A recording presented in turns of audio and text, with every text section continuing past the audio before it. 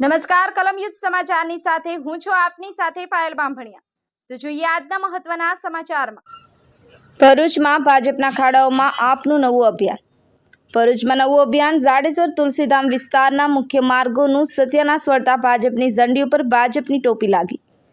ભરૂચમાં જાડેશ્વર અને ભોલા પંચાયતના સંકલનના અભાવે મુખ્ય માર્ગ ખોદી નાખી ગટર લાઈન નાખતા ભર ચોમાસે લોકો અકસ્માતનો ભોગ બનતા કપચી પુરાણ શરૂ। ભરૂચ જિલ્લામાં પ્રથમ વરસાદે માર્ગોની સત્યાનાશ વાળી દીધું હોય છે તેવામાં જાડેશ્વર તુલસીધામ વિસ્તારમાં ભોલાવ અને જાડેશ્વર ગ્રામ પંચાયતના સંકલનના અભાવે ભોલાવ ગ્રામ પંચાયતને મુખ્ય માર્ગ ખોદાવી ગટર લાઈન નખાવતા સ્થાનિક રહીશો, વાહન ચાલકો અને શાળાએ જતા વિદ્યાર્થીઓ અકસ્માતનો ભોગ બનવું પડતા આપ દ્વારા બિસ્માર માર્ગ ઉપર ભાજપના ઝંડા ઉપર ભાજપની ટોપી લગાવી અનોખો વિરોધ કરી રહ્યા છે। સમગ્ર માર્ગનું સત્યાનાશ વાળી દેતા આમ આદમી પાર્ટીના જિલ્લા પ્રમુખ શ્રી આગેવાનીમાં મુખ્ય માર્ગ ઉપર પંચાયતની લાપરવાહી સામે રોષ ઠાલવી ગટર લાઈનમાં ભરાયેલા પાણીના ભાજપની ઝંડી સાથે ટોપી લગાવી અનોખો વિરોધ દર્શાવતા ભાજપિયાઓમાં પણ ખળભળાટ ઊભો થયો છે।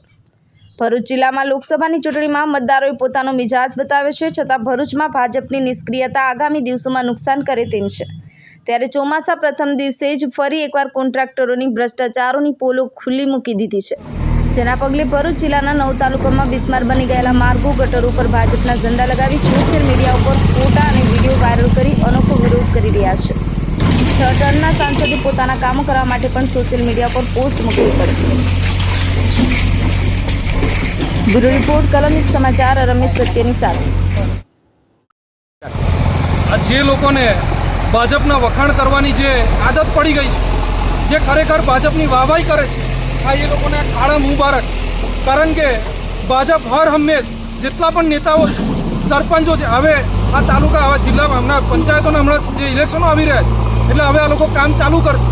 વર્ષોથી જ્યારે આ કામો પાસ થઈ ગયા છે ત્યારે તુલસીધામની જનતા, ભરૂચની જનતા આવી કઈ કેટલી તકલીફોનો સામનો કરી રહી છે, ત્યારે આ જનતાએ પણ સમજવાની જરૂર છે। તમે જુઓ સામા ચોમાસે કોઈ પણ સેફટીના કોઈ પણ સાધન લગાવ્યા વગર, કોઈ પણ અહીંયા રીબીનો સાઈડ ઉપર કંઈ પણ સેફટી પર્પઝ કોઈ પણ ટેન્ટ લગાવ્યા વગર, કશું જ કર્યા વગર આ લોકો સીધું કામ કરી રહ્યા છે। કેટલાક સમયથી આ ખોદેલી હાલતમાં હતું, હવે આ લોકો જ્યારે વરસાદ પડી ગયો છે, પાણી ભરાવાના ચાલુ થઈ ગયા છે, લોકોને ખબર પડવા માંડી છે કે આગળ હવે ઇલેક્શન આવી રહ્યું છે, 5-6 મહિના પછી ઇલેક્શન છે પંચાયતોના, એટલે હવે આ લોકોએ કામ ચાલુ કરાવી દીધા।